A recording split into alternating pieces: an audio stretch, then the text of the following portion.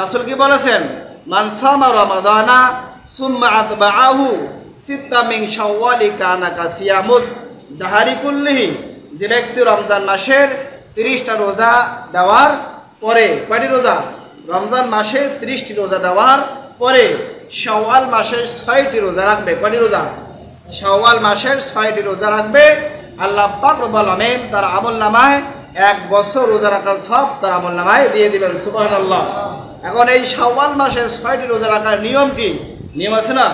নিয়ম আছে। কিভাবে রাখলে আল্লাহ পাক আরো বেশি খুশি হবে? এই শাওয়াল মাসে রোজা 6টা আমরা রাখবো কি?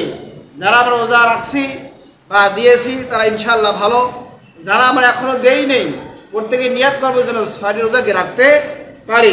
মনে করেন শাওয়াল মাসে রোজা রাখার জন্য আমরা কি নিয়ত করেছি বা আজকে কি রোজা রেখেছি, বা একটা দিয়েছি কালকে আর একটা দিব, আর একটা রোজা থাকা অবস্থায় আমরা কি করলাম, এমন এক জায়গায় চলে গেলাম বা এমন এক আত্মীয় স্বজনের বাড়িতে গেলাম, কিন্তু আমি কি আছি? রোজা আছি, কিন্তু আত্মীয় স্বজনের বাড়িতে অনেক ধুমধাম পাকশাক, অনেক খাওয়া দাওয়ার ব্যবস্থা আছে।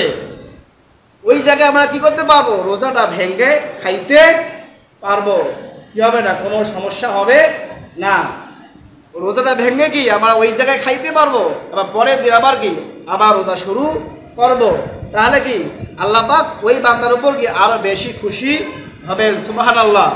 কিন্তু যে ধীরে স্থির আজকে একটা দিব, 2 দিন পর আর একটা দিব, আজকে একটা দিলাম, একদিন পর আর একটা দিলাম, আমার এইভাবে পুরা শাওয়াল মাসটার মধ্যে কি 6টি রোজা আমরা ভেঙ্গে ভেঙ্গে দিব। খাবার সুবিধা হলে আমরা রোজা ভেঙ্গে খেয়ে ফেলবো, আর রোজাটা কি আবার পরেও দিব।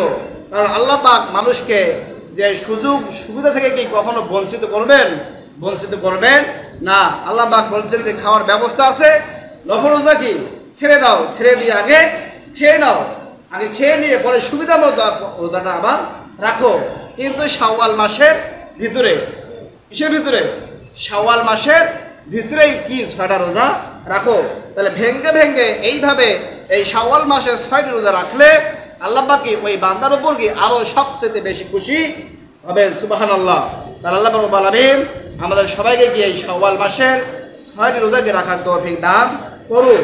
এবং যে আলোচনাগুলো হলো, যে কথাগুলো বলা হলো, আল্লাহ পাক সবাইকে এই কথাগুলো ভালোভাবে বোঝার এবং শোনার, নিজে আমল করার এবং আরেকজনকে এই কথাগুলা বলার, আরেকজনকে এই কথাগুলো দাওয়াত দেওয়ার কি তৌফিক দান করুক। আল্লাহুম্মা আমিন।